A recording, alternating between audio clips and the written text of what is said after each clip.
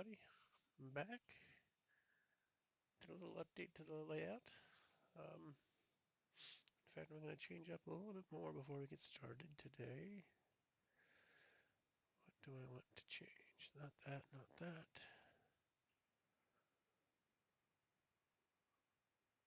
There it was.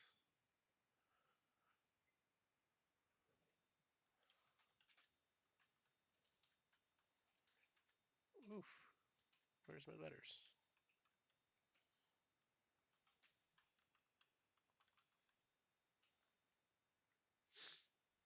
Let's go with that. Uh,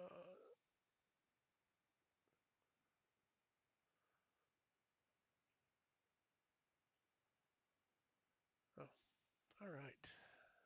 So we left off, came to the town of Langston. There was a funeral happening in the local tavern, and we wandered in, found everybody there, and it seems that it was a funeral for somebody who was murdered. And the mayor of the town asked me to talk to her tomorrow to look into it. At that point, we took a long rest. And that's where we're going to start. You get the benefits of a long rest. So we're going to start by pulling up our character sheet.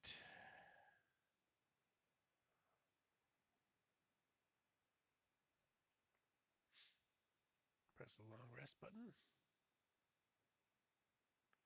Actually, it might be easier. Do I have this working? Need a token.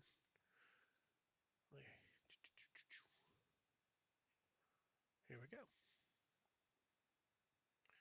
It's my token.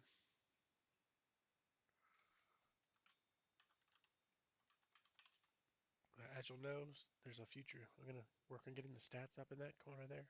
That'll be fun. Um, all right. We're already at full HP. Perfect. Hide this. Here's the town of Langston. We'll zoom in a little bit. All right. You wake up in a soft bed to a hot breakfast cooling outside your door. This is much better living than camping by the road. So it's probably time to meet your benefactor. With the help of a few locals on the streets, you make your way to the town hall. Uh, the inn's common room is a bustle of activity as quiet townspeople load flowers from the funeral into a wagon in front of the inn. The body of the deceased is already gone. After weaving your way through the workers, you find yourself outside where passerbys are deliberately ignoring the wagon full of blossoms. With the help of a few locals on the streets, you make your way to the town hall. The town hall is a multi-story building, but not much larger than the surrounding structures. It isn't made of the same timber walls as the rest of the town, and is instead a much sturdier stone structure. So it likely predates the town's growth. The door stands open and an aide greets you when you arrive. He shows you to the mayor in a large but simply appointed office in the back of the building. The room is dominated by a large dark stained wood desk where Mayor Anathram is working with a quill and ink pot. There's also an unlit hearth on one wall and a couple of orderly bookshelves. There are no personal effects that you can see. Excuse me.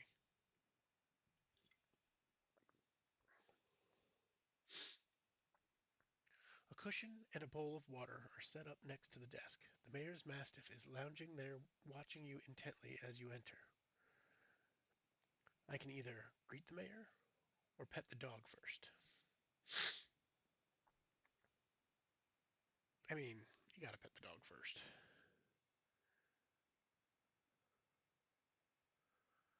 The dog growls. Oh, the dog growls, moving its considerable cheeks out of the way to bare its teeth. The mayor recommends that if you like your hand attached, you you would be wise to remove it from her dog's reach. You believe her, and the dog, so you pull your hand back intact. Better late than never. You greet the mayor.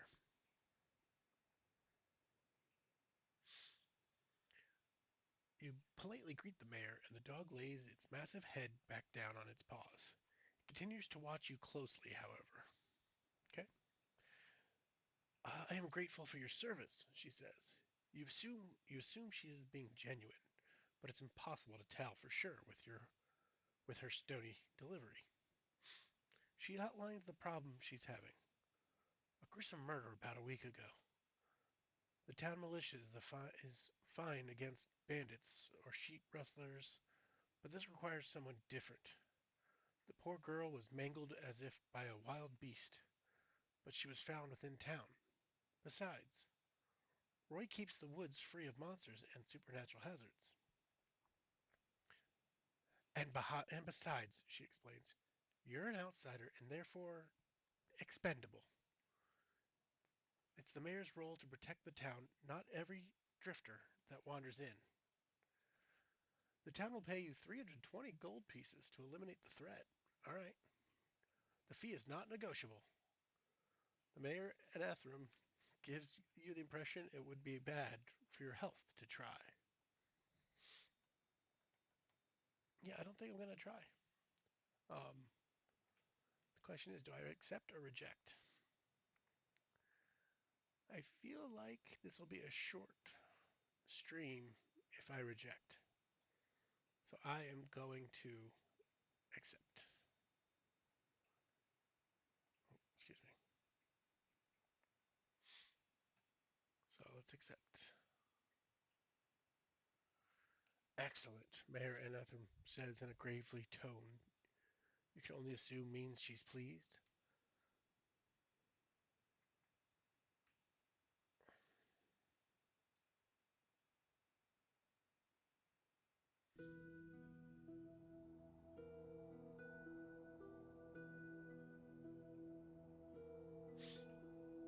Turn it up a little bit for you.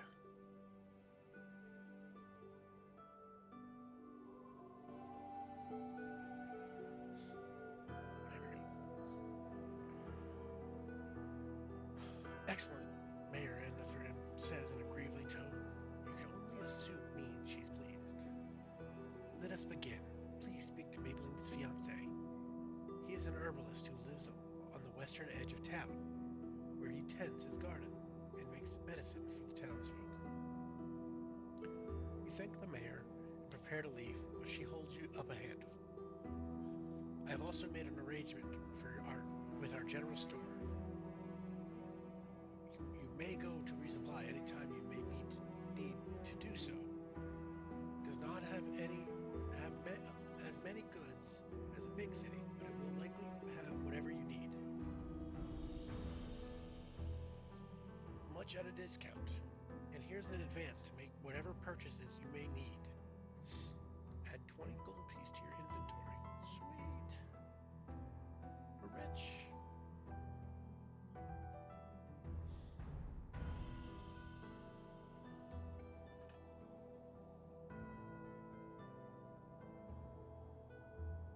Okay.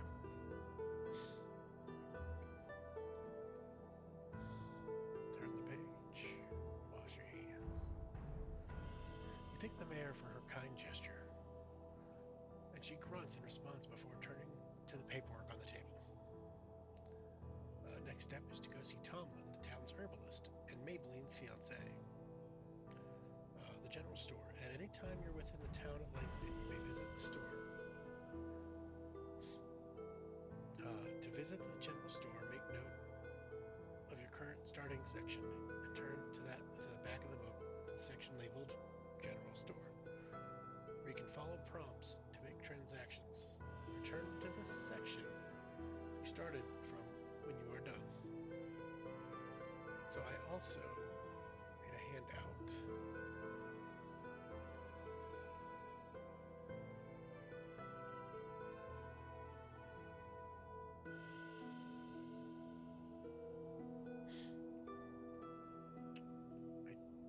buy a potion of healing.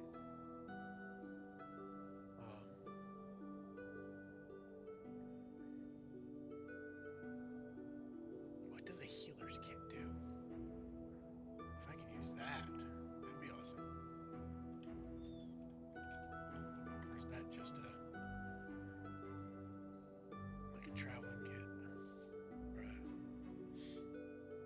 The kit is a leather pouch containing bandages, salves. Oh, to stabilize. Darn it. No, I want the healing potion.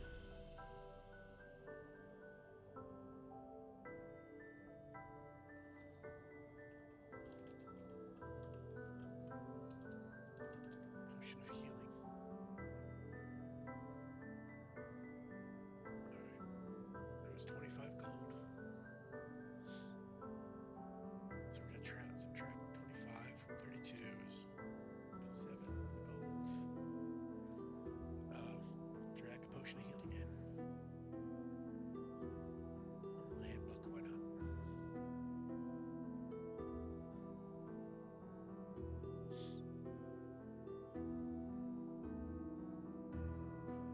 Got the button. Perfect. Alright. Drinks in motion. Let's do it.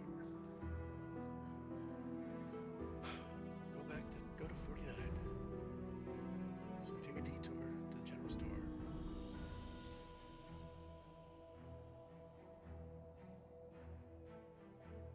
Chapter 2. Speaking to Tomlin. This morning, Langston seems to be back to normal. Townspeople bustle about their daily lives of working, shopping, eating, and gossiping. You guess there are around 1,000 people in Langston, but you see very few people idle. Tradespeople ply their trades, smithing, weaving, building furniture, and baking bread. But laughter is just a little too spaced out. The sounds of hammers and hoofbeats seem just a little too loud. The air is charged with fear and grief. Even in the light of day, you pass the wagon laden with flowers from the funeral once again, looking forlorn alone in the street.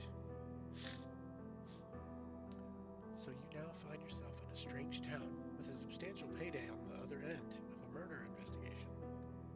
The victim is a young woman who was apparently torn apart by a wild beast, but within the confines of the town.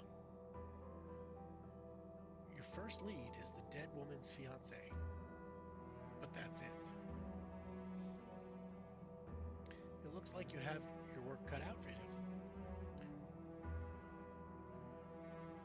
Hey, adventurer, calls out a man's voice behind you.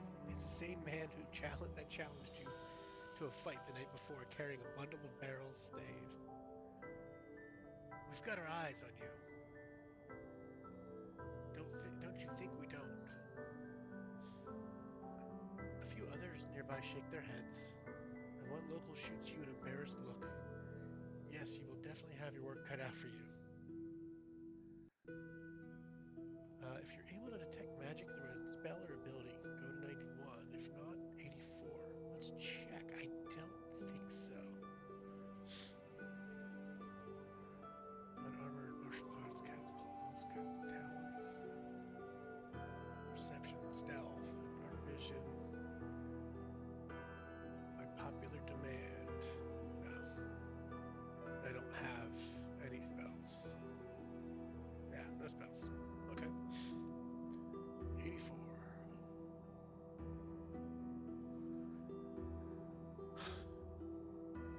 You follow the mayor's instructions to let's see, to Tomlin's cottage on the edge of town. Let's see if we can find it. Don't see it. It might be this. That's looking town. The cottage on the edge of town. But you'd have recognized it regardless. The home is a single-story, multi-room building with the same timber-framed walls, a clean coat of whitewash, and good-condition clay tiles on the roof. However, each Each visible window is nearly obscured by lush flower boxes bursting with color. The entire front of the home is festooned with decorative flowers sprouting from bushes and vines, and extending off to either side are more vine-covered trellises, indicating a substantial garden out back, some of which you can see between plants and the trellis. It's a beautiful space whose owner obviously takes great pride in maintaining, and you admire the effort if they went into it, if nothing else. There we go. And you admire the effort that went into it, if nothing else. As you're not sure if the herbalist Tomlin is expecting you, you can either knock at the door right away or take in more of the surroundings to see if there's anything interesting.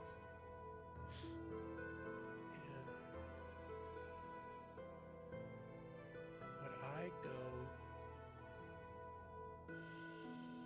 knock?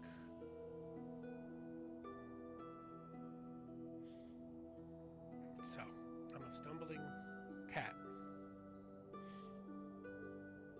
drunken cat monk. I think I would go check the surroundings. Take a moment to admire the lush flowers and plants around you. A brightly colored butterfly flutters past on its way to some purple growing by the door, and bees hum contentedly, uh, contentedly among some brightly colored blooms nearby. It smells sweet and green in a way that you could lose yourself in the moment. But before you can decide to give up a life of adventure or a plot of land, the door opens with a loud click. You jump, instinctively reaching for a way to defend yourself before you realize that it's just Tomlin and someone else. He is locked in a long kiss with a young woman, but sees you out of the corner of his eye and abruptly pulls away. She nearly falls with a cry before catching herself against the door frame. Tomlin stammers a moment before reaching into the house and handing the woman a satchel of fabric herb tea. Here's the medicine for your sick grandmother. If there's anything else. The woman has now noticed you and as well and blushes. No, thank you. I'll give this to my aunt. I mean, grandmother. Grandmother? She grips the sachet tightly in her fingers and excuses herself. Tomlin offers you a sheepish smile and a half shrug.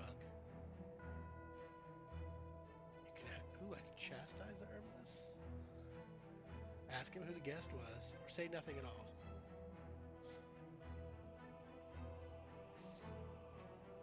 Who's your guest? That's what I would do. You ask Tomlin who that is. Oh, he says, swiping his mussed hair back into place. Pretty routine, really. She is just a young woman getting medicine for her poor, sick brother. Aunt, you remind him. Oh, yes, Aunt, Tomlin says with a half laugh. Terribly ill, but such a darling girl for taking such good care of her ailing mother like that. Aunt, you say again. Oh, right. Won't you come in? He steps inside, waving for you to follow him in. Nice.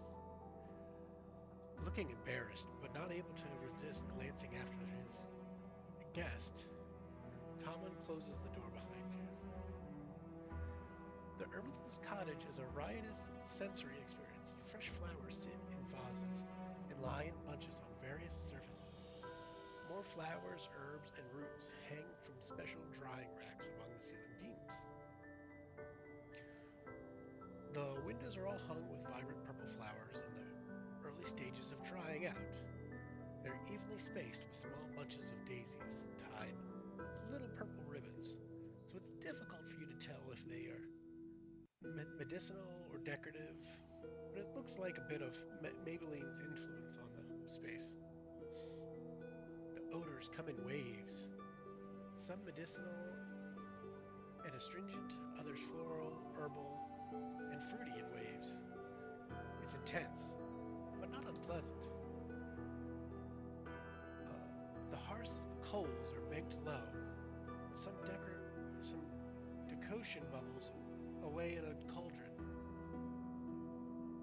A more sophisticated filtering system rests on a workbench, slowly dripping a bright orange liquid into a vial. Tomlin reaches for a kettle, just starting to bang away over a burner. Clearly, he hadn't started the water for tea with the expectation of a different companion. He selects a packet of herbs and wildflowers, almost without looking, and tosses them into a teapot, and douses the tea in boiling water from the kettle. He pours 2 cups and hands one to you. Bitter steam wafts up from the yellowish liquid in your cup. He eagerly watches you to see if you like the tea.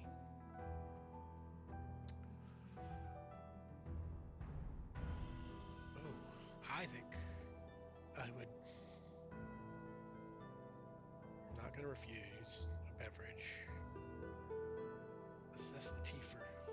Now, I'm going to pour some of my flask into the tea. I'm going to drink the tea. It's an invigorating blend, unlike anything you've ever tried before. Despite the bitter aroma, the decoction, that's the word. The decoction itself is earthly and a little sweet. Gains benefits of a short rest. All right, didn't do anything, so that's fine. You let Tomlin know that the tea is really very good. Ah, thank you. It's an old family recipe used to give us stamina. It's best to drink it when the mix is fresh, so I didn't see any point in wasting it just because you paid a visit. You look over, and it seems he's finally overcome with his embarrassment and eyeing you with a sly smile. You look at the cup for a moment. Oh no, just stamina, nothing mood enhancing. So, shall we get started? You agree to begin as you set aside your empty teacup. So, I guess you're here to ask me about Maybelline, Tomlin asks. You let him know he's correct. This herbalist sighs and sips at his tea. Pain springs onto his handsome features, and he looks past you into the middle distance. Maybelline and I have known each other for forever, of course, he says. She was the queen of the marketplace, and has been since she was a child, I'm told. Even when running her family's vegetable cart, she still kept everyone organized and mediated conflicts. And I'm the town's primary medical authority, for the mundane medicine at least. Roy and Selene help when divine intervention becomes necessary. But still, I know everybody anyway. A slow, sad smile spreads across his face. And then sometime around 3 months ago, something just clicked. We danced at the tavern to a bawdy song, kissed in the moonlight, and planned to wed within the month. We were just perfect for each other. And then the tears start.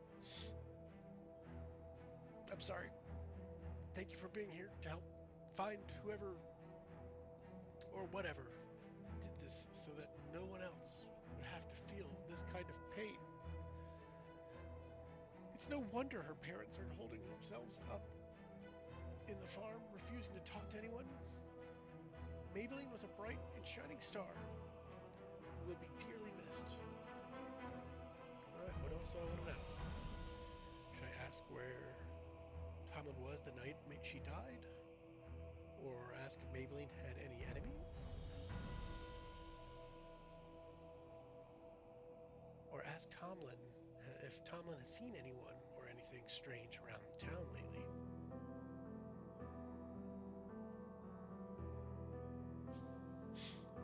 Start with if he's seen anything strange around town lately. Tomlin rubs his beard, which he probably knows highlights his jawline. Nothing strange, except maybe that the wolves have been more vocal than usual. There have always been wolves around, but they seem louder and closer over the last month or two. You ask if the wolves have ever been a threat before. Only to livestock, Tomlin says. But now that I think about it, there was also some talk of a couple of strangers that for some reason made a camp near Emmett and Tilly's farmstead. Why why wouldn't someone stay in town? Well, there's a lot of reasons, Tomlin says with a shrug. Yeah, if they have the coin, maybe. Or they're like Roy and just prefer to sleep without walls hemming you in. But there have also been some farmers complaining about thefts.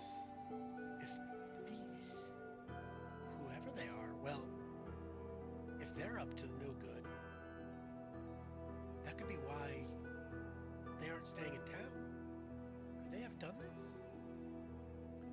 The herbalist's voice tightens as he makes the realization and his eyes flash with anger. But you assure him that you will find out. Alright, I can continue questioning Tomlin if there are still some questions you haven't asked him. Could ask where he was on the night of Maybelline's death, or ask if Maybelline had any enemies. Kind of sweeten him up. So we're going to start with, did she have any enemies? He scoffs. Of course she didn't have any enemies. Everyone loved her, and she loved everyone back. It's as simple as that. Obviously, even the best people aren't universally beloved, so Tomlin isn't telling you something. You try to get the information out of him by persuading him that it's safe to tell you.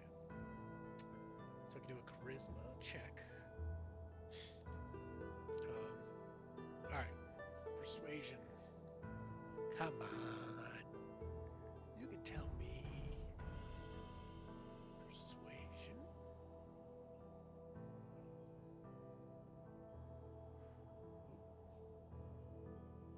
Just a normal persuasion check.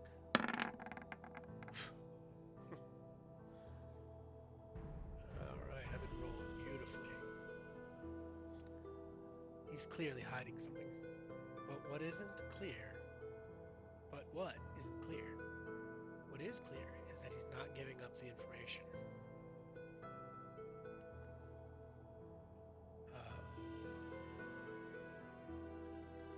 If you haven't done so yet, you can either ask him about who else was at the event, or inquire about what other strange phenomena around town.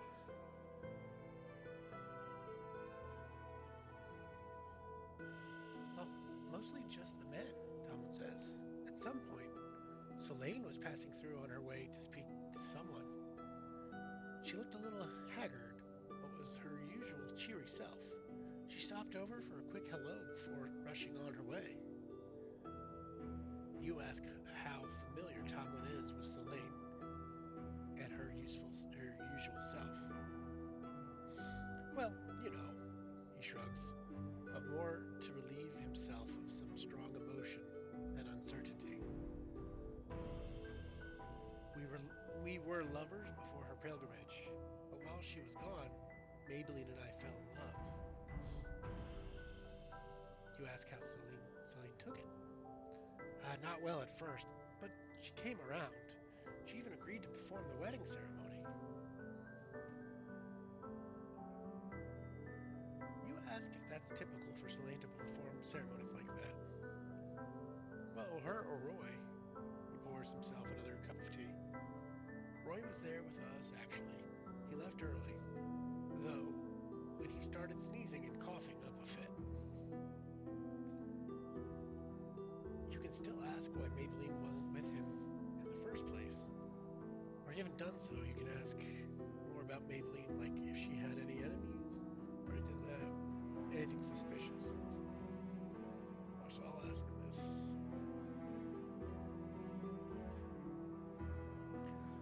Tommen looks down into his teacup, swirling yellow-green liquid and watching bits of leaves at the end spin. Well, I had plans to meet people that night. A childhood friend is having some marital woes and needed an ear to bend. But I would have loved to be with Maybelline, too. She just was superstitious. She didn't go out at night when the moon is full. Thought it was an evil omen. He looks up at you, eyes glistening with tears. Turns out, she was right. The silence stretches out, only interrupted by the occasional bird song outside or a bubble bursting in the filtration system. I miss her so much, Tommen finally says. Never thought I had it in me to settle down with just one woman, especially not a farmer's daughter from the town where I've lived all my life. But that's what happened anyway, and despite my reputation. The herbalist's voice catches, and he wipes a few tears from each eye before asking if there's anything else you might need to know from him. Okay. Inquire about any strange happenings around town.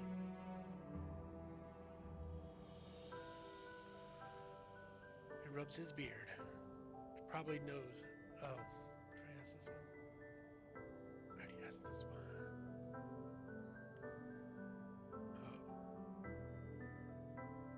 I need to know where he was that night. When you ask Tommen where he was on the night of Maybelline's death, a dark flash of anger crosses his face.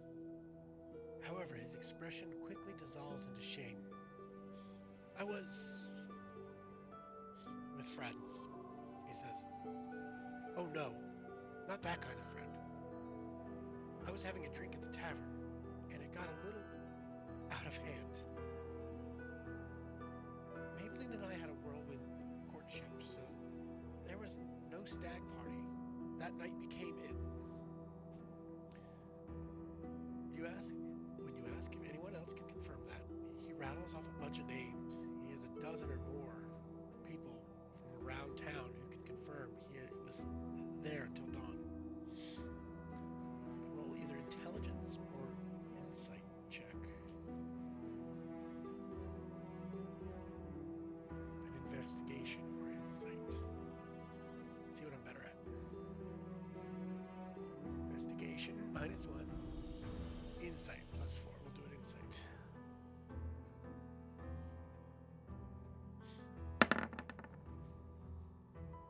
Finally got a good roll. If you roll 10 or more on insight, go to number 60.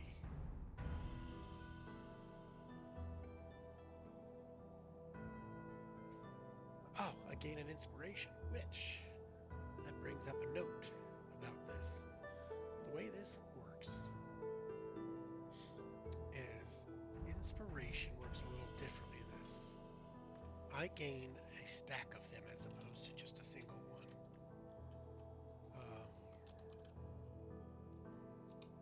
So I can't really put it up above. Oops. Don't need the word gain. So I got inspiration of 1. He isn't lying, but he's leaving something out. You decide to dig deeper. Ask if it really was just the menfolk, or why Maybelline wasn't with him. Is it just the menfolk? Well, mostly just the men, Tommen says. At some point, Selene was passing through on her way to speak to someone. She looked a little haggard, but was her usual cheery self. She stopped over for a quick hello before rushing on her way. You ask how familiar Tomlin is with Solane and her usual self. Well, he shrugs, but more to relieve himself of some strong emotion than uncertainty. We were lovers before her pilgrimage, but while she was gone, Maybelline and I fell in love. You ask how Solane took it. This is a loop. This is a loop. My goodness.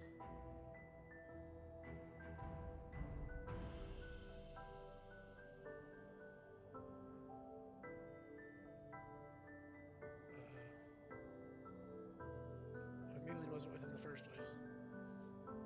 I had plans to meet. Yeah, I already did this one. My goodness.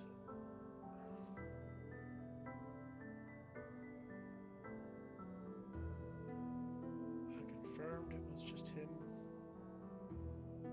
Nope, back in the loop.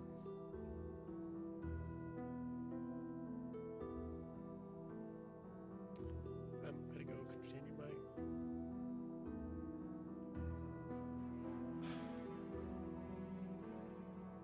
You say that Tomlin has been very helpful so far, and you get up to leave. Tomlin clears his throat as you ready yourself to go.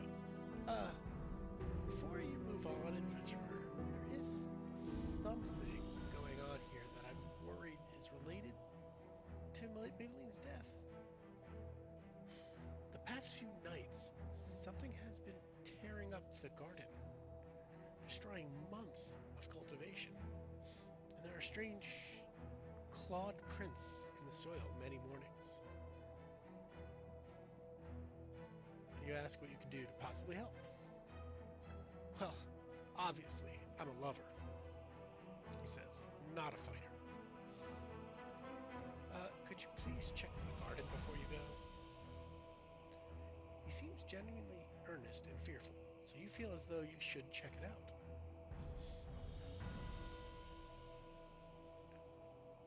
Alright. Tomlin shows you to the garden outside the back of his cottage. The lush space is a riot of colors and smells, but it's also well organized. It's more of a small farming plot than what can reasonably be called a garden. And I actually have a map for this. Let's drag to here. Alright, zoom out a little bit.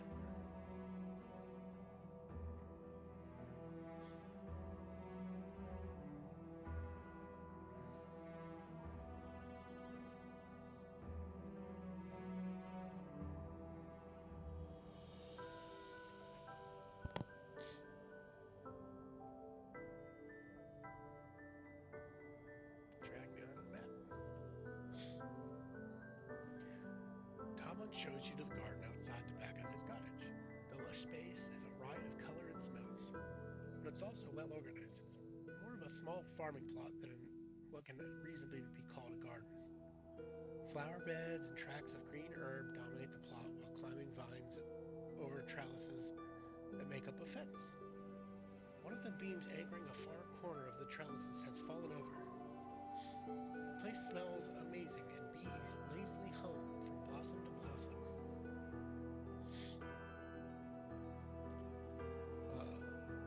You can look at the flower beds, take a look at the fallen post, or walk the trellis perimeter.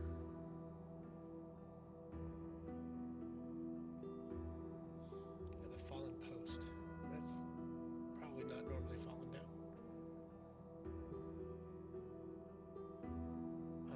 A large beam has somehow fallen. It seems as though it was partially dug up. It appears to have fallen on something as it's lying crookedly. Lying.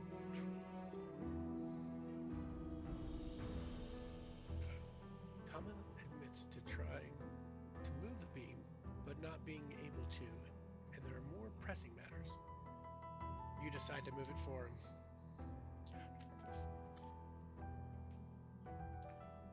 Strength check at advantage because Tomlin helps you. 15 or more. Okay. Click.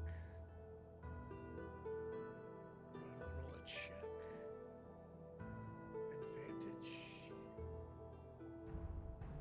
Strength. Alright.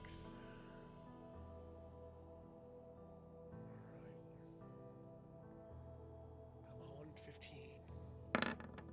Yes. Alright. If you roll 15 or more, go to 67.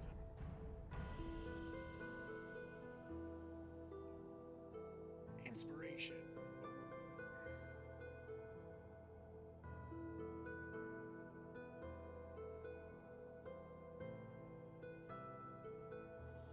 You have you heave the heavy beam out of the way, exposing what is lying on. It appears to be a small human figure made of gnarled and knotted wood, with sharp clawed hands. The impact of the beam broke it in several places and is now appears to be quite dead. It seems that a small hole dug under the trellis caused some instability, and the post collapsed under the combined weight of the trellis plus the creeping vines wrapped around its lattice. Scraplings, Tomlin spits, then curses. He looks up at you with a combination of anger and fear. Animated plants that thirst for blood. I've never had any in my garden before, and they've wandered into other plots of farms around town before. Very dangerous, and almost never alone. Perception or insight check. With advantage as Tom will assist you. Probably going to be insight again. What's my perception? Also a 4. We'll do perception this time. That's advantage. 15 or more. Come on, 15 or more. Yeah. 75. You notice 2 dead shrubs that appear out of place in this manicured garden. Despite being out of the wind, they start to shake and creak. So you know something is amiss. The shrubs uprooted themselves and attack, which is about what you'd expected.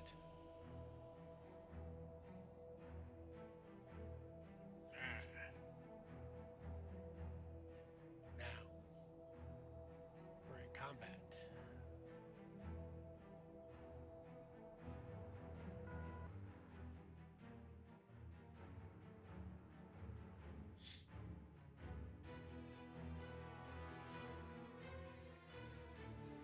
Scrappling.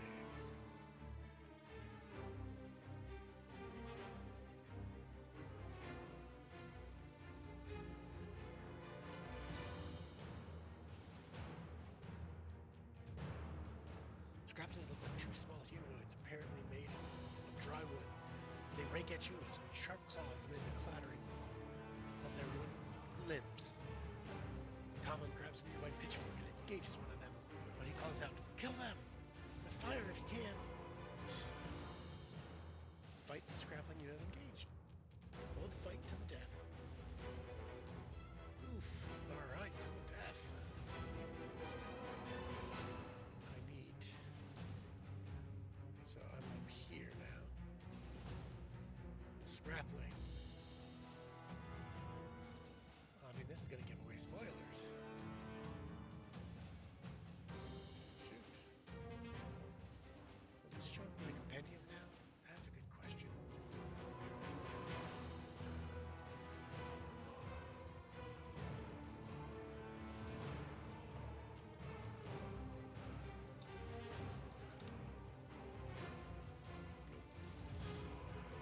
Alright. So.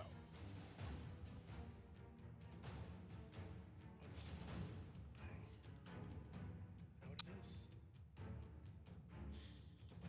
Alright. Initiative.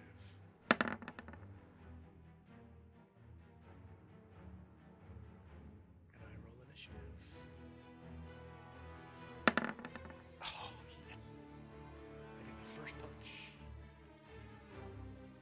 There's the turn order. Good time to look at my character sheet. Feline Julian.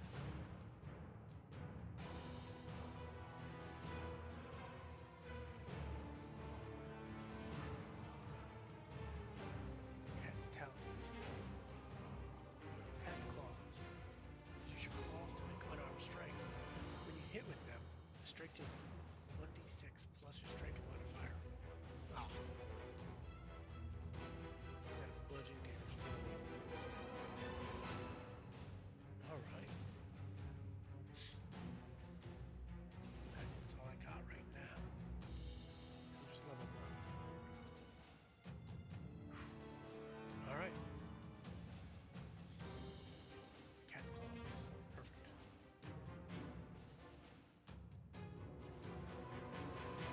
Okay. Zoom in a little. Let's do this. Swing with cat's claws.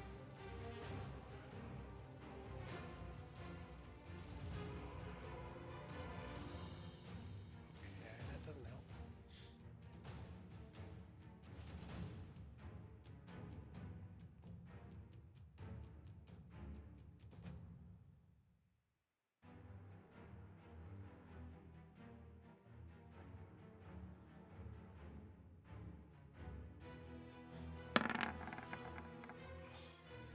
That's a miss. That's my turn. Oops. Scrapwing's turn. Slashes at me with its claws. Normal attack. Miss, miss, miss, miss. Ouch, that's a hit. Yep.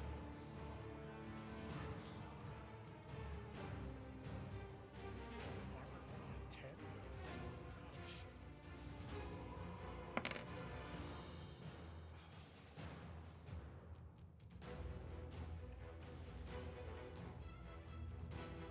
Um.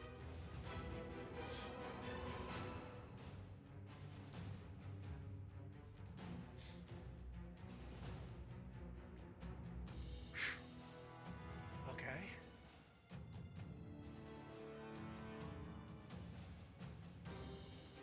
I could die here.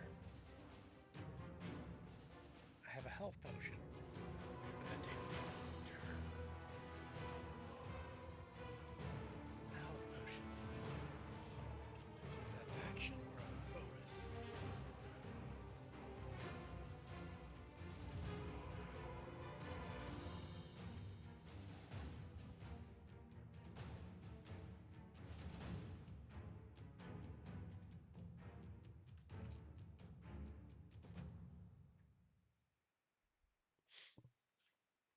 Alright, I'm pulling up the player's handbook.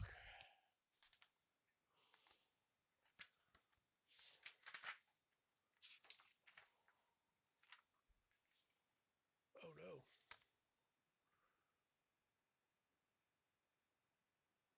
Music. Okay, music's still going.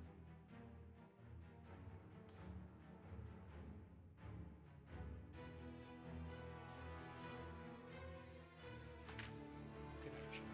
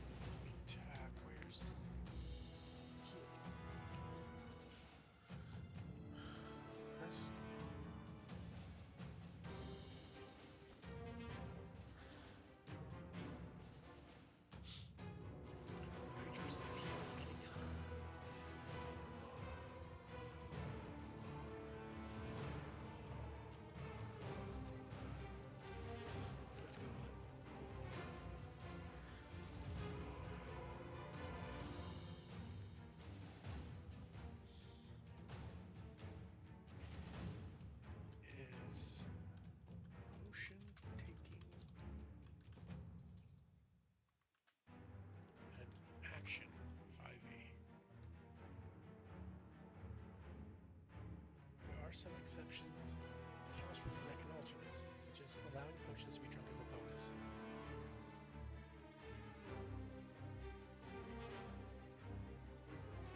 Oh, I like that. If you take it as a bonus, it's fine. If you take it as a action, you would get the full effect.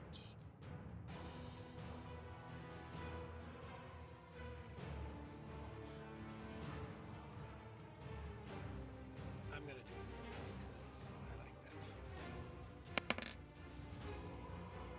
So I gained 7, so that brings me back to full. Alright, I've got to hit it this time. My action.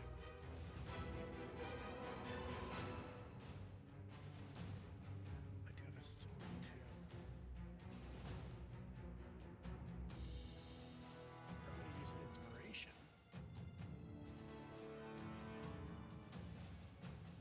So I roll an advantage to do. That's a d6. My sword's d6 plus 3, so that's 6. This is 5. We're going to go with sword.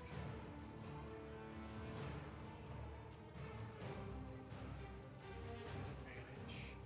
And I get 14.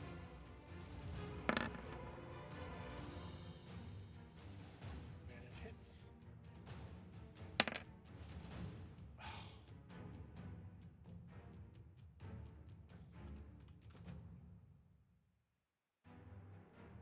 And I am. Okay. If you win, go to 88. That was an expensive win.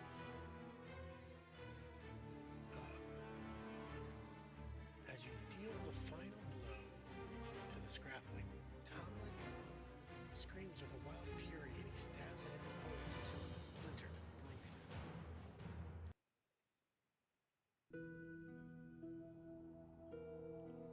The rusty tines of the pitchfork are bent with the force of his blows. He brushes his hair out of his eyes, spits on the creatures, but his easy smile is back in place when he looks back up at you. Well, glad that's over with, he said brightly. Souvenir?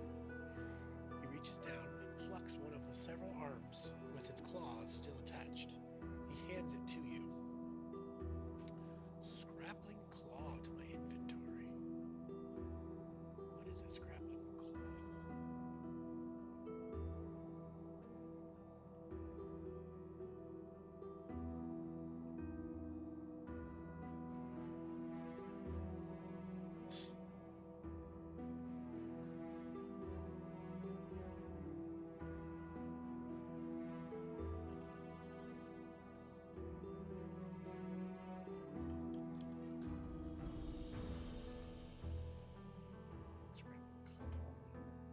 Wait, one. Why not?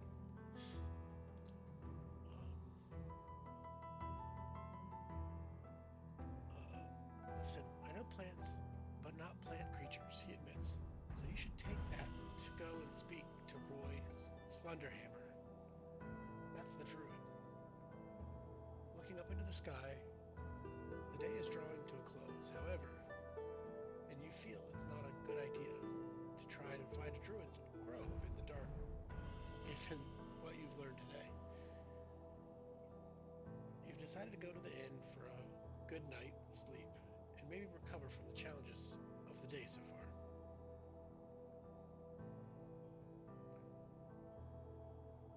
You start to say goodbye to Tomlin, but he shushes you. Shh! Before you go, he says, please join me in the cottage. You follow him inside.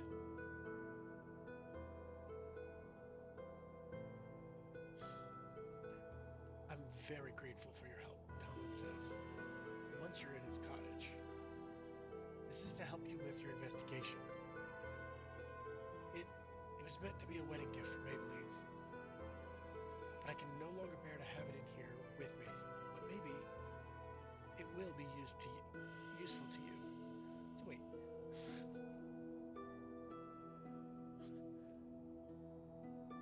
I can't bear to have it anymore, so take it out of my house. He presents you with an ornate glass vial. The vial contains a filter of remembrance.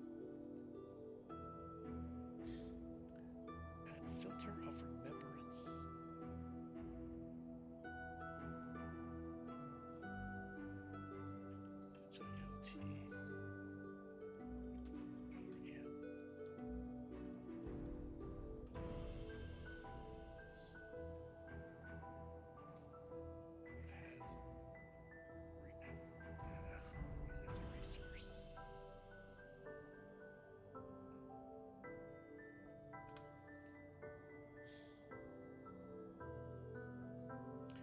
terrible person for feeling some relief? He asks, a smile briefly dancing across his lips. No, I suppose that would be natural.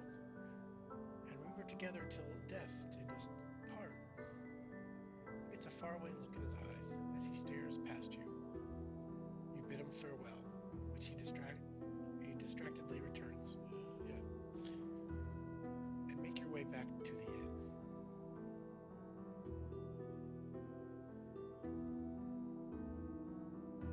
You make your way back through the town after a very eventful day.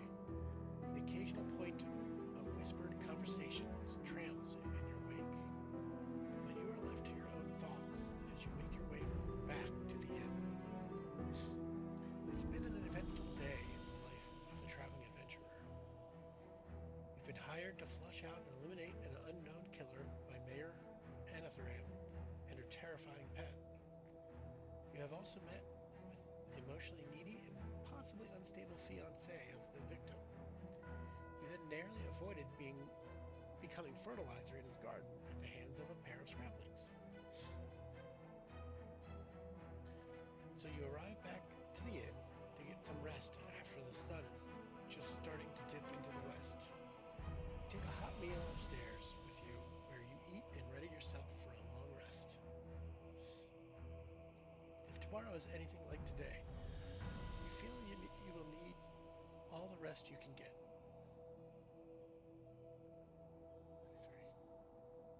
23. Alright, that's going to be where I stop tonight because we're heading about an hour. Before I go, I got 2 new items and I got to confirm what they are. I'm going to pull up something off screen. I'm going to pull up the PDF of this. Um, it might show more information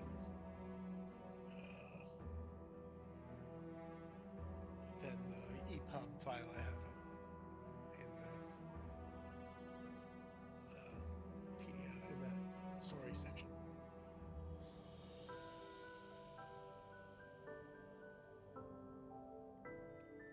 So let's see, PDF.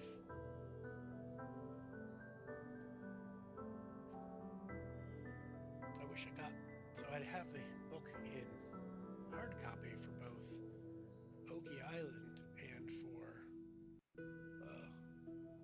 Crystals of Zelath, the other two. Sadly, not for this one though.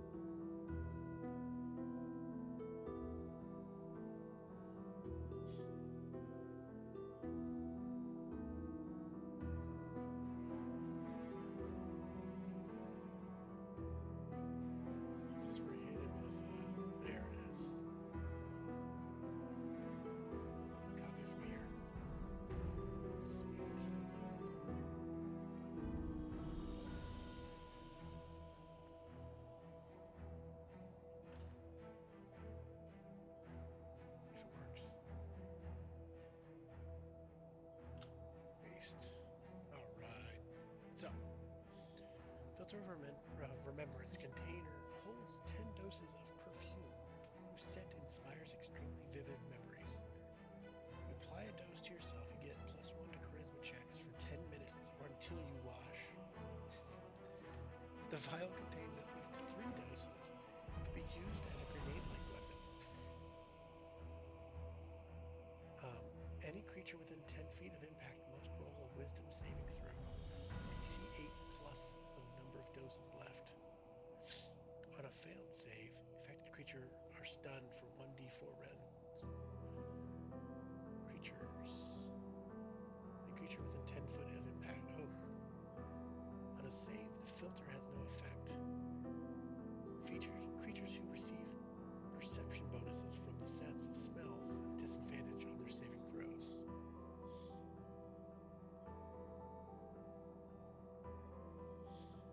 Copy this to the header. And paste. Save. And bring it to the PC folder. Alright. And with that, we're done for the night. Thank you for watching. If you ever do